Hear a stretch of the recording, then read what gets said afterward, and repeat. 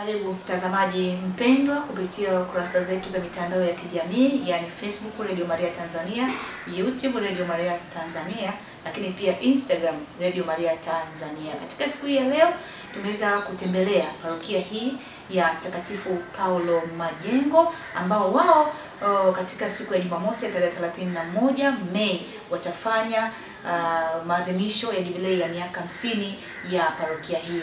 Leo tunaye baba paroko wa parokia hii ya Mtakatifu Paulo Majengo, Padri Fulbert Mtunguja OSB, lakini pia tunaye mwenyekiti wa parokia hii Melchades Muzaura, naye watakuwa na machache ya kuweza kutushirikisha. Karibu baba paroko uweze kujitambulisha, lakini pia uweze kusema nini maandalizi kuelekea kilele cha jubilei hii ya miaka 50 ya parokia.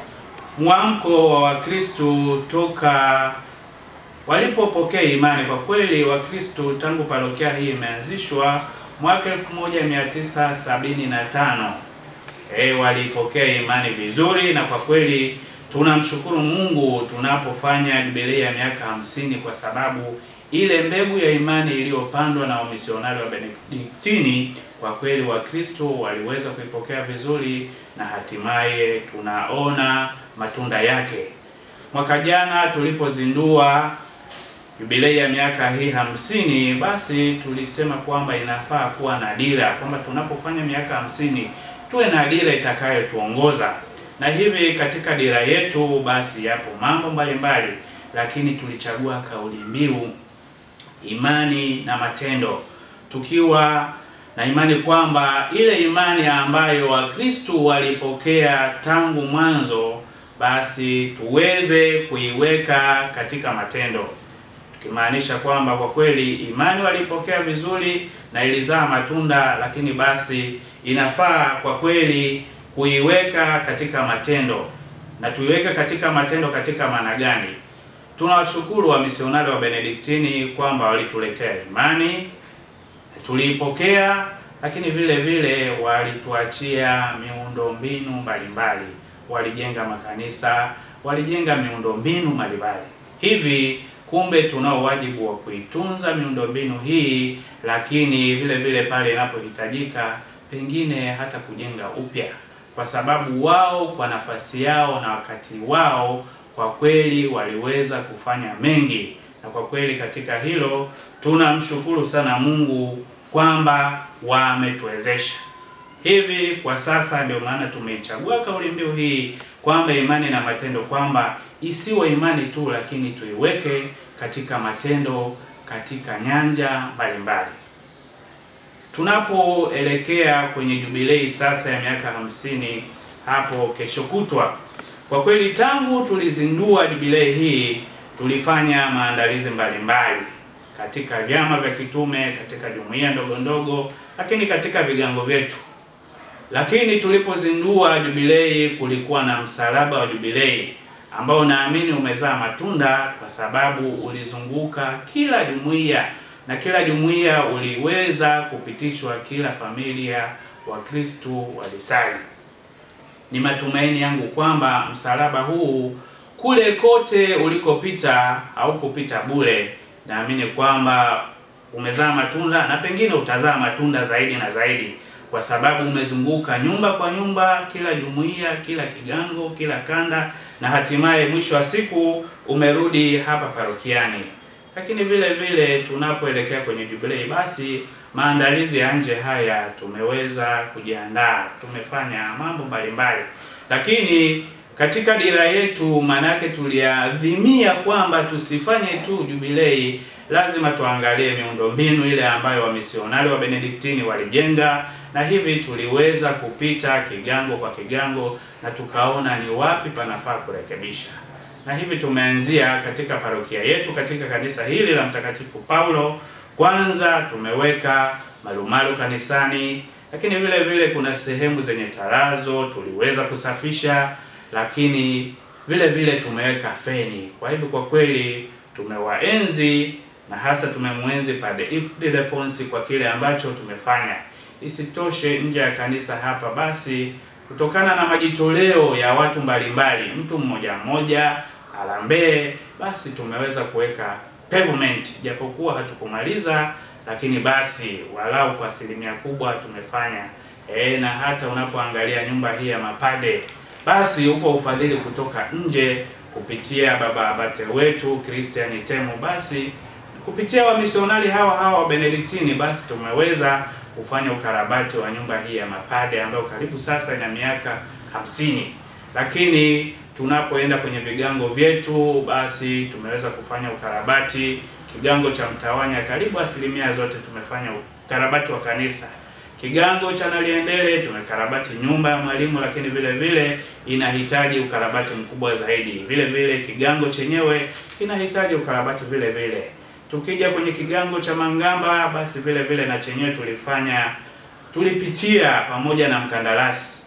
Kanisa lile ni la zamani na pengine lina nyufa, na baada ya kuzungumza na Wakristo wenyewe wameona badala ya kukarabati, basi tujenge kanisa jipya. Kwa kweli ni alama katika mwaka huu wa jubilei kwamba walau Wakristo wameamka na wameona kwamba kama wamisionari wameweza kujenga kanisa na lina nyufa na pengine litaanguka, basi wameona kwamba ni wajibu wao sasa, kwamba walau wanao wajibu wa kujenga kanisa. Kwa kweli kwa hili tunamshukuru Mwenyezi Mungu.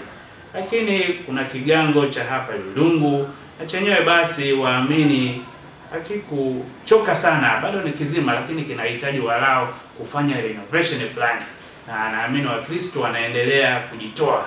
Lakini kuna kituo cha ibada kule Likonde, na chenyewe vile vile basi tuliweza kufanya ukarabati mdogo.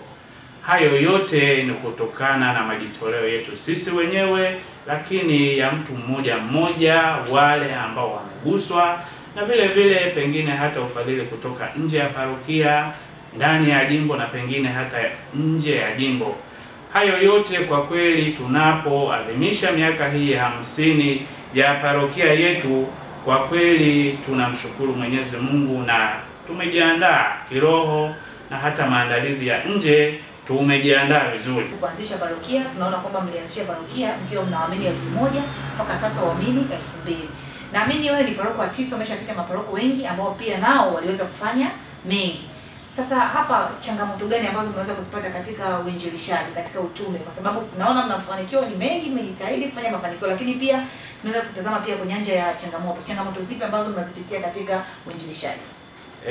Zipo changamoto, nafikiri basi ule upokeaji wa Wakristo si wote, kwa sababu Wakristo hapa ni mchanganyiko wa watu. Wapo wanaopokea, lakini wapo wengine si kwamba wamekataa, lakini basi pengine kutokana na ule uwenyeji. Changamoto kubwa anayoiona pengine ni Wakristo kushiriki kwenye jumuiya na vile vile kushiriki hata kanisani. Na pengine ndio maana tulisukumwa kuchagua kauli mbiu ya jubilei yetu tunaposema kwamba jubilei majengo, imani na matendo. Kwamba Wakristo wasio Wakristo wa majina tu, lakini ile imani walioipokea tangu ubatizo wao waidhihirishe na waiweke katika matendo.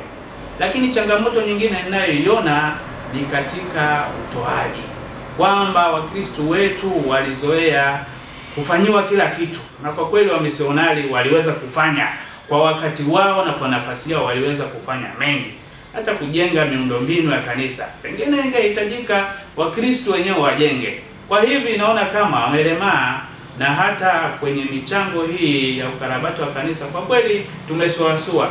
Pengine bila misaada ya watu mmoja mmoja na wale wanaoguswa ndani ya parokia, nje ya parokia, pengine hayo yote tusingeweza kuyafanya, kwa sababu watu hawakuzoea kulitegemeza kanisa, watu wamezoea kupewa. Hiyo mimi ndio ninayoona changamoto kubwa kwangu, na kwa kweli wito wangu mimi hapa kwa Wakristo wa parokia hii ni kwamba wamisionari kwa kweli waliweza kufanya walichokifanya kwa wakati wao, lakini sasa hivi sisi Wakristo tuone kwamba jukumu hili ni la kwetu kulitegemeza kanisa. Huu ndio wajibu wetu kama Wakristo. Nakumbuka kauli mbiu ya jubilei ya miaka 100 ya Ukristo katika jimbo la Mtwara, kwamba sasa wamisionari ndio sisi tuamke katika tuwajibike katika kulitegemeza kanisa. Na kwa kweli ndicho ninachokiona hapa, kwamba Wakristo kwa kweli katika parokia hii ni lazima sasa wajione kwamba kanisa ni la kwao, parokia ni ya kwao, sio ya wamisionari. bali ni ya kwao, na wao ndio wanao wajibu wa kulitegemeza kanisa, kwanza parokia yenyewe, lakini vile vile hata kulitegemeza jimbo. Kwa kweli ndio maana inapokuja michango ya tegemeza jimbo, kwa kweli na hapo inasuasua, kwa sababu watu hawa hawakuzoea kutoa, wamezoea kupokea. Lakini basi ndivyo tunavyoendelea kuhamasisha na kuelewesha kwamba Ukristo sio jina, bali Ukristo ni ile imani tuliyoipokea, tuiweke katika matendo. Sasa Jumamosi ni kilele cha maadhimisho ya miaka 50 ya parokia. Wito wako kwa waamini, lakini pia kwa watu wote ambao wanakutazama kupitia mitandao yako ya kijamii, wito wako nini, au unawaambia nini kwa miaka hii 50, kwa sababu ndio itakuwa ndio siku ya kilele ya maadhimisho ya miaka 50? Asante sana.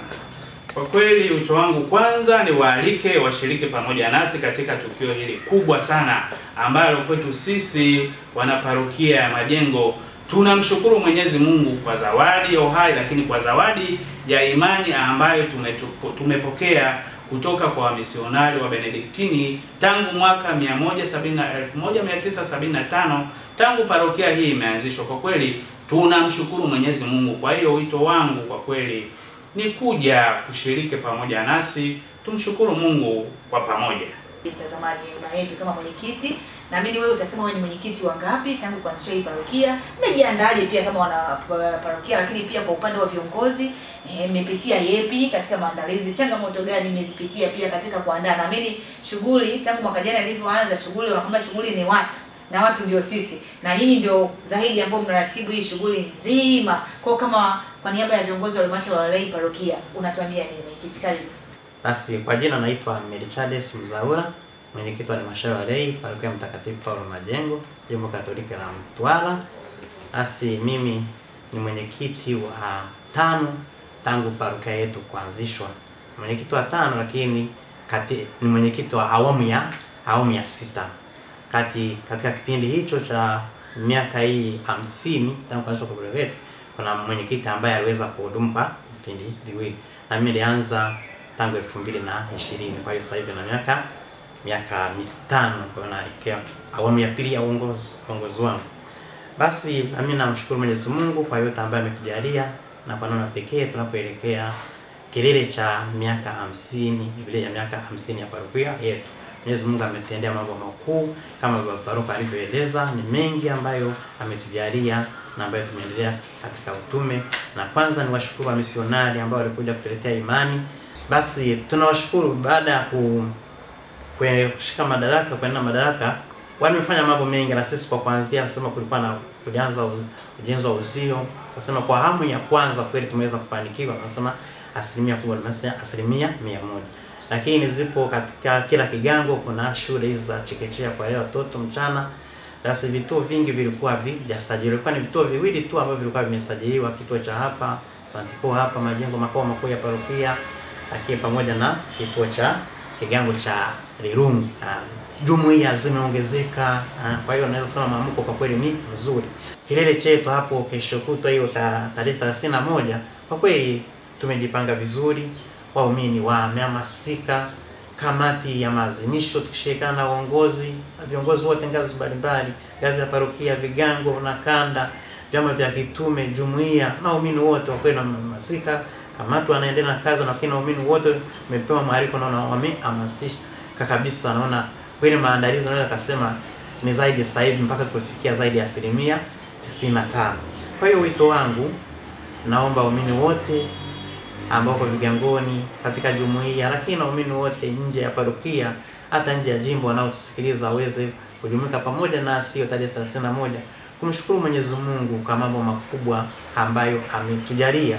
Tuendelee kumuomba hata baada ya kuadhimisha hii kilele, tuendelee kuomba baraka zaidi katika kuelekea miaka mingine 25 ambapo tutakuwa tunaelekea miaka 75, na tutawazindua dira ya parokia ya miaka 75, yani 2025 2050, ambayo itakuwa tunatimiza miaka 75 ya parokia yetu. Kwa hiyo hapo mambo mengi kusisitiza zaidi imani, kusisitiza mambo ya uongozi, mambo mbalimbali. Kwa hiyo parokia yetu itakuwaje, hapo mambo ambayo yameelezwa ambayo yanalenga kuijenga parokia kwa ya pekee inayojitegemea, waumini kuanzia ngazi ya jumuiya wanaojitegemea wenyewe kiuchumi na kulitegemeza kanisa, waumini ambao wanaweza kutumia tehama katika swala uinjilishaji na kukuza kipato chao. Basi kwa hiyo mimi na mshukuru Mwenyezi Mungu, ninaendelea kualika tujumuike kwa pamoja kumshukuru Mwenyezi Mungu kwa yote aliyotujalia. Naam, mtazamaji mpendwa, kupitia kurasa zetu za Facebook Radio Maria Tanzania, Instagram, YouTube, mara baada ya kuweza kumsikiliza paroko pamoja na mwenyekiti wa parokia ya Mtakatifu Paulo Majengo, tunao wazee pia. Wakwambia wazee ni hazina ya kanisa. Wazee hao wao walikuwepo tangu enzi zile za paroko wa kwanza, japo kuna mwingine anakuambia kwamba yeye hakuwepo tangu mwanzo kabisa, lakini walau ule upendo wa paroko ule wa kwanza, Padre Ildefonsi OSB, wao waliweza kuonja umisionari wako. Nao karibu tuweze kuwasikiliza kwa uzuri kabisa. Kwa majina naitwa Elias Peter Mwilu, ni mwanaparokia ya parokia Mtakatifu Paulo Majengo. Mimi kwa binafsi yangu kwa kweli kanisa nililikuta mwaka 1982 ndio nimefika katika kanisa hili. Tulikuwa na wamisionari wengi ambao walikuwepo katika kipindi hicho. Yuko Father Ildefonsi ambaye yeye sasa ndiye alituweza kutuunganisha. Na katika maisha ya huyu baba aliweza kutuunganisha kati ya Waislamu na Wakristo. Tukawa kitu kimoja. Alitujengea uimara wa kuwa pamoja. Na kazi yake aliyoifanya kwa kweli tunaidhihirisha sasa hivi katika miaka 50. Aliweza kuunda parokia mbalimbali, ikiwepo ya Magomeni, ikiwepo ya Maurunga, ambazo zote zilikuwa chini ya kanisa la Mtakatifu Paulo Majengo. Na aliweza kuvuka mipaka mpaka nchi za nje, kwa mfano Msumbiji, aliweza kutafuta viwanja kule na kueneza Injili kadi ya mafundisho yetu ya Kikristo. Kwa hiyo mimi nasema kwamba miaka 50 ya parokia Majengo tumefanikiwa kwa kiasi kikubwa. Tumsifu Yesu Kristo. Mimi kwa majina naitwa Bibi Cecilia Elio. Ni mwanaparokia wa parokia hii Mtakatifu Paulo. Mimi nimeanza kufika hapa na kusali kanisa hili mwezi wa 9 1975. Wakati parokia ndio ingali imeanzishwa kabisa kutoka kwenye kigango humu ndani na kuanza kwa parokia kule. Kwa hiyo mimi niko tangu 75 hapa na sali kwenye hii parokia. Wakati ule tukiwa tunaendeshwa na bado tuko na hawa abasia, lakini tulikuwa na wazungu ambaye ndio walifanya kazi kubwa sana ya mpaka hiki kigango kikabadilika kuwa parokia na parokia zingine zikazaliwa. Kwa ama ile parokia ya Magomeni ni mtoto wa parokia ya Majengo ile, na sehemu zingine Maurunga na nini, lakini ni kutokea hapa parokia ya Mtakatifu Paulo Majengo. Wakati ule tulikuwa sana miaka ya nyuma yote ile mpaka kufikia 2000 huko, kuanzia hiyo 75 mpaka kufikia 2000. Sisi parokia yetu hapa ya Majengo tulikuwa sana na wazungu, hususan baba Ildefonsi. Kwa hiyo sisi tulikuwa hapa na wale wazungu, karibu kila kitendo, kila misaada, kila ujenzi ulikuwa unafanywa na wale wazungu. Kwa hiyo mambo yote yaliyofanyika kipindi kile kuanzia 75 mpaka kufikia hii 2000, kwa wakati wetu tulivyokuwa na wazungu na marehemu Father Ildefonsi, sasa yale mambo yameisha, kwa sababu wakati ule sisi wenyewe wanaparokia ndio tulikuwa tunawategemea sana wale wazungu, na tulikuwa tunawezeshwa karibu vitu vyote, hata ulipaji wa zaka hatakuwa na mwamko sana, kwa sababu kila kitu kilikuwa kinafanyika na wale wazungu. Ila sasa hivi kuanzia 2000 kuja huku tuliko mpaka sasa hivi tumeanza kuhamasishana upya kulipa zaka, kwa sababu tulikuwa tumelemaa na wakati wetu tulipokuwa na wazungu. Lakini tunamshukuru Mungu, somo linaeleweka, zaka wanaparokia tunatoa. Hata jumuiya zilikuwa chache sana wakati ule, zilikuwa kama jumuiya 5 tu hivi, lakini mpaka sasa hivi ninavyoongea na jumuiya nyingi tu. Ukichukua kule na vikule Vigangoni tuna jumuiya nyingi tu, na watu tunamwamko kwenda kufanya jumuiya, kutoa sadaka sasa hivi, kutoa zaka sasa hivi, tunaenda vizuri.